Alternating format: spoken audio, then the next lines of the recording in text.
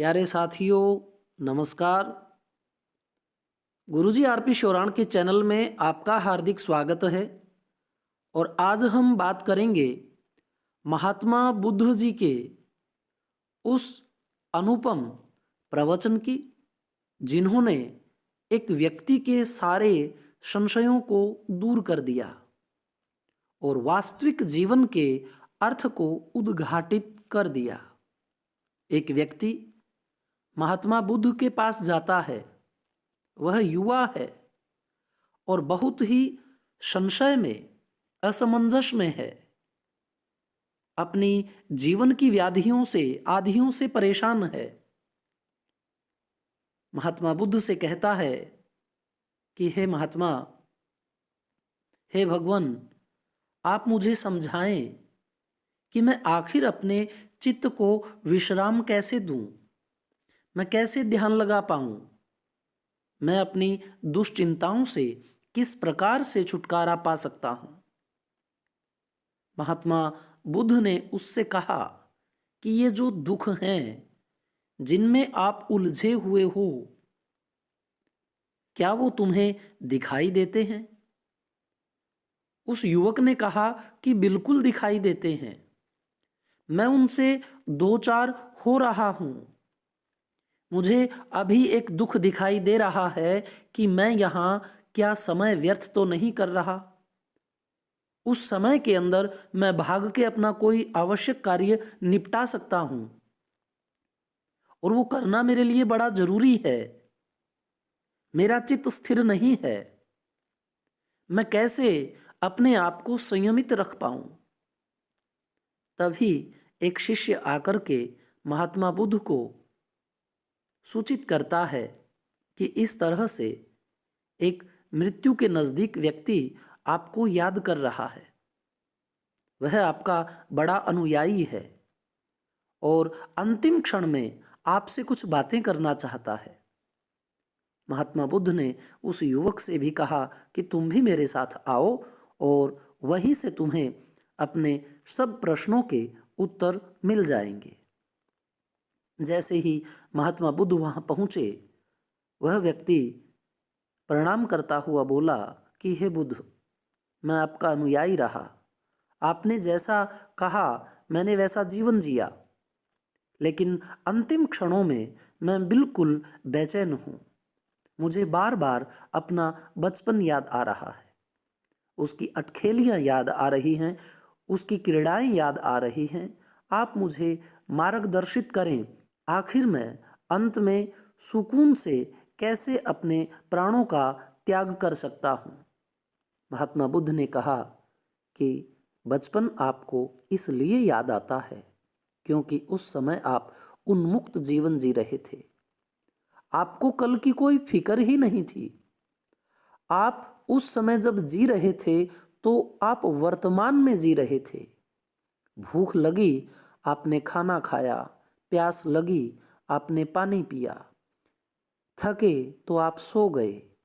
आपके दिमाग में कोई भी चिंता नहीं थी। परंतु जैसे ही आप जीवन में आगे बढ़े, आपको तरह तरह की चिंताएं सताने लगी। आपको भविष्य की भी चिंता होने लगी, वर्तमान की भी चिंता होने लगी।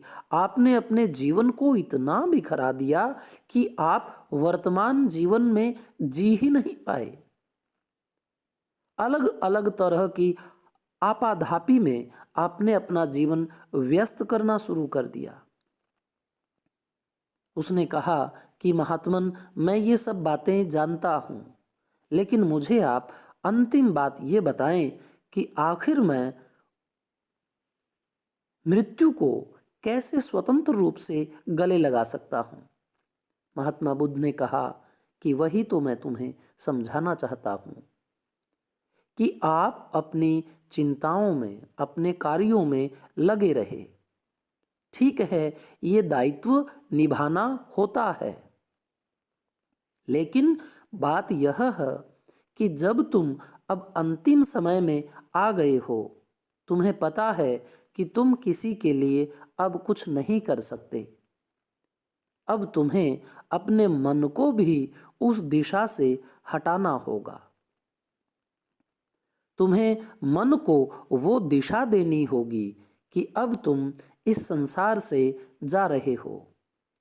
जैसे उन्होंने कहा कि व्यक्ति जब सांस लेता है तो वह अगर अपने सांसों के ऊपर ध्यान लगाए कि मेरा ये जो श्वास है वो आखिर किस नथुने से टकरा रहा है, वह किस नासिका से ज्यादा आ रहा है, वह कितनी मात्रा में शरीर के किस भाग में पहुंच रहा है, जब धीरे धीरे वह इनके ऊपर ध्यान केंद्रित करता है तो उसका मन दूसरी जगह न जाकर के सिर्फ इसी क्रिया में लीन रहने लग जाता है। और जो वो चला भी जाए तो तुरंत ही वहाँ फिर आ जाता है। यह क्रिया धीरे धीरे जिस व्यक्ति की ज़्यादा बढ़ने लग जाती है, उसका जो मस्तिष्क है वो विचारों से हीन होकर के वह शून्य में जाना शुरू कर देता है। उसे प्रत्येक विचार, अपने अंदर उठने वाला भाव जो है वह दिखाई देने लग जाता है और उनके ऊपर उनका नियंत्रण हो जाता है। जब हमारे विचारों के ऊपर हमारा नियंत्रण होने लग जाता है तो हम एकाग्र होने लगते हैं, हमारा ध्यान लगने लगता है। यह क्रिया भले ही एक छोटी सी लगे परंतु यह वर्तमान में जीना सिखाती है। व्यक्ति प्रत्येक चीज को अपने सामने घटित होता हुआ देखता है। वह अपने आप में दो का अनुभव करता है। शरीर से अलग होकर के वह बुद्धिमान आत्मिक रूप अपने आप को मानने लग जाता है। और जब ऐसा उसके साथ होता है तो वह जीवन में घटने वाली घटनाओं का कुशलता से सामना करता है। वह उनकी चिंता नहीं करता, वह अपना भरसक प्रयत्न करता हुआ शांत भाव से न सुख में न दुख में आगे बढ़ता हुआ सिर्फ अपने कर्तव्य को करता है। इसीलिए मैं कहता हूँ कि जब तक हम अपने विचारों को, अपने मस्तिष्क में उठने वाले इस तूफान को रोकने में सक्षम नहीं बनते, तब तक हर कर्म हमें अपनी ओर खींचता है और पूरी तरह से अपने में विलीन करके हमें दुख का अनुभव करवाता है। महात्मा बुद्ध के वचनों को सुन करके उस व्यक्ति ने महात्मा बुद्ध को नमन किया और कहा कि हे बुद्ध, यह मेरे जीवन की बड़ी भूल थी। मैं जिन भी कार्यों में लगा उन्हीं में रम गया। अगर मैं आपके कथनानुसार जीवन को जीता तो इस संकट में न उलझता। अब मैं अंतिम क्षणों में पूरा प्रयत्न करूंगा कि मैं इस बात का साक्षी बन जाऊं कि यह मेरा अंतिम समय है। अब मैं किसी के कुछ भी काम नहीं आ सकता। अब मेरा किसी से कोई प्रयोजन नहीं है। मेरे शरीर ने अपनी यात्रा पूरी कर ली है। मैंने जो भी कर्म किए वो सब मैं तुम्हें अर्पित करता हूँ। मेरी अच्छाई भी तुम्हें अर्पित, मेरी बुराई भी तुम्हें अर्पित। और अब मैं परमपिता परमेश्वर का ध्यान करते हुए अपनी आती हुई मृत्यु का स्वागत करूंगा, उसका वर्ण करूंगा और प्रार्थना करूंगा कि प्रभु मुझे अपने में लीन करें। अब मैं पूरी तरह से उन्हीं का चिंतन करूंगा।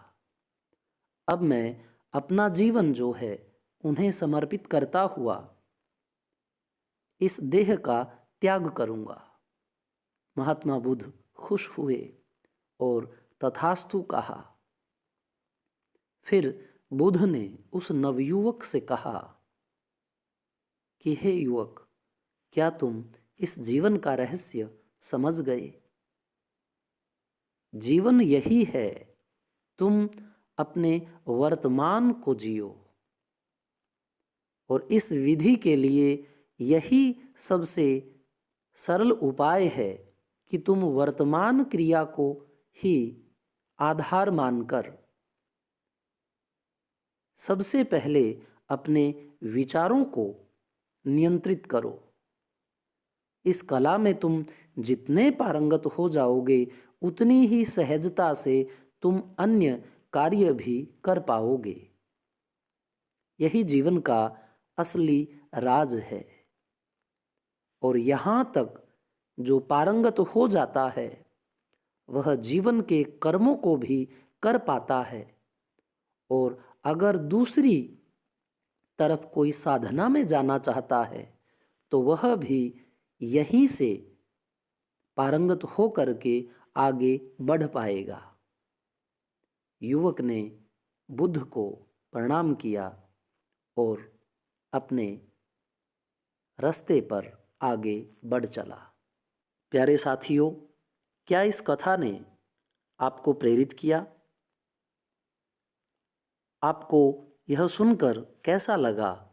आप अवश्य इसकी प्रतिक्रिया करें, चैनल सब्सक्राइब करें, ताकि आगे भी आप हमसे जुड़े रहो और मैं निमित्त बन सकूं महात्मा बुद्ध के उपदेशों को आप तक पहुंचाने का। धन्यवाद।